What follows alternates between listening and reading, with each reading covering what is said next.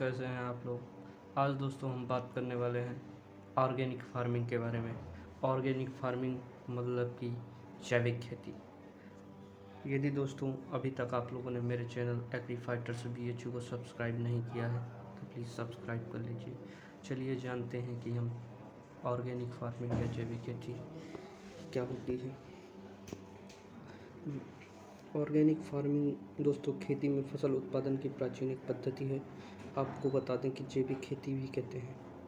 जैविक खेती में उत्पादन के लिए गोबर की खाद, वर्मी कंपोस्ट जिसे कहते हैं, फासोलिन के अवशेषों और प्राकृतिक रूप से की जाती है और केमिकल फर्टिलाइजर का कोई यूज नहीं किया जाता है।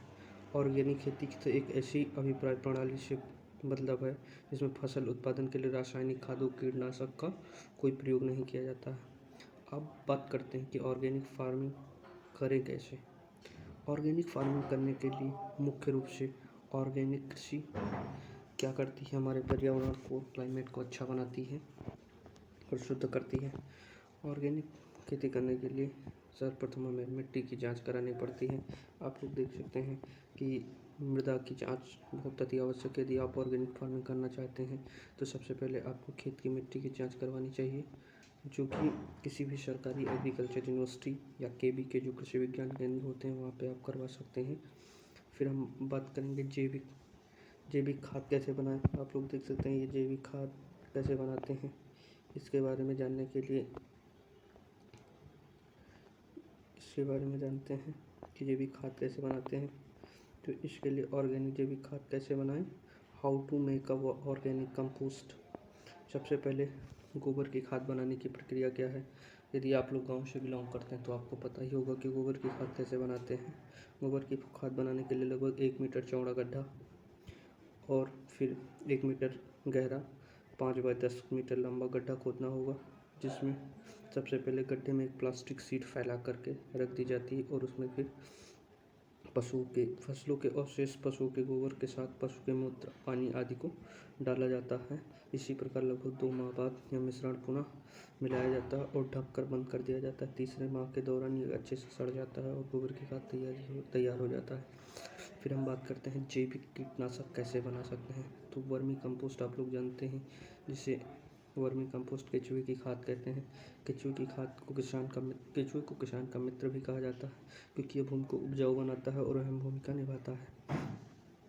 खाद बनाने के लिए 2 से 5 किलो केचुआ गोबर, नीम की पत्तियां की ज़रूरत पड़ती है और प्लास्टिक की शीट की आवश्यकता पड़ती है। केचुए ऐसी एसोनिया फोर्टिटा पोरेनॉक्सिस होते हैं। केचुए की कंपोस्ट बनाने के लिए छायादार नम वातावरण की ज़रूरत होती है। फिर हम क्या प्रयोग कर सकते हैं, ग्रीन मैन्योर, जैसे ग्रीन कंपोस्ट या हरी खाद कहते हैं। ऑर्गेनिक खेती में ये भी अहम रोल निभाता है। ये 40 से 60 दिन में के पश्चात खेत में जुताई के लिए हो जाता है, जैसे ढेंचा सनई। अब देखते हैं हम कि ऑर्गेनिक फार्मिंग में जो तत्व कहाँ से मिलते हैं। कितना नाइट्रोजन, फास्फोरस ये होता है, पोटास कितना होता है, कैल्शियम कितना होता है, मैग्नीशियम कितना होता है। केचुए की खाद के लिए देख सकते हैं नाइट्रोजन केचुए की खाद में 1 से 1.5% होता है, फास्फोरस 0.50 to 5% होता है, पोटास भी ऐसे ही होता है। इसी प्रकार गोबर की खाद में ये मिश्रण पाया जाता है। फिर मैग्नीज भी पाया जाता है, कॉपर, जिंक आप लोग ये PDF में देख सकते हैं। ऑर्गेनिक या जैविक कृषि से लाभ क्या है हमें, उसके बारे में देखते हैं। सर्वप्रथम तो लाभ की देख रहे हैं आप लोग, आने वाले समय में धीरे धीरे कैंसर ही सबको हो रहा है, जिसके लिए हमें क्वालिटेटिव फूड प्रोवाइड नहीं हो रहे हैं। क्वांटिटी तो मिल रही है लेकिन क्वालिटेटिव फूड जो मिलना चाहिए वो अभी तक नहीं मिल रहा है, जिसके लिए ऑर्गेनिक फार्मिंग बहुत ज़रूरी है। आप देखते हैं आपके घर में शहर में आप देखते हो सभी दवा खाते हैं, जिससे मुक्ति पाने के लिए एक ही विकल्प है कि ऑर्गेनिक फार्मिंग किया जाए। और भारत में ऑर्गेनिक फार्मिंग का एक स्टेट भी बना, भारत का सिक्किम में जितने भी केमिकल फर्टिलाइजर से सारे बैन कर दिए गए हैं। केमिकल इंसेक्टिसाइड, पेस्टिसाइड के सारे लाइसेंस को रद्द कर दिया गया। ओनली ऑर्गेनिक फार्मिंग पे डिपेंड होने वाला पहला स्टेट भारत का बन चुका है। तो इसीलिए ऑर्गेनिक फार्मिंग पर भारत सरकार बहुत ध्यान भी दे रही है और इसमें सब्सिडी भी मिलती है किसानों को। तो दोस्तों ये वीडियो आपको कैसी लगी ज़रूर हमें कमेंट करके बताइएगा। और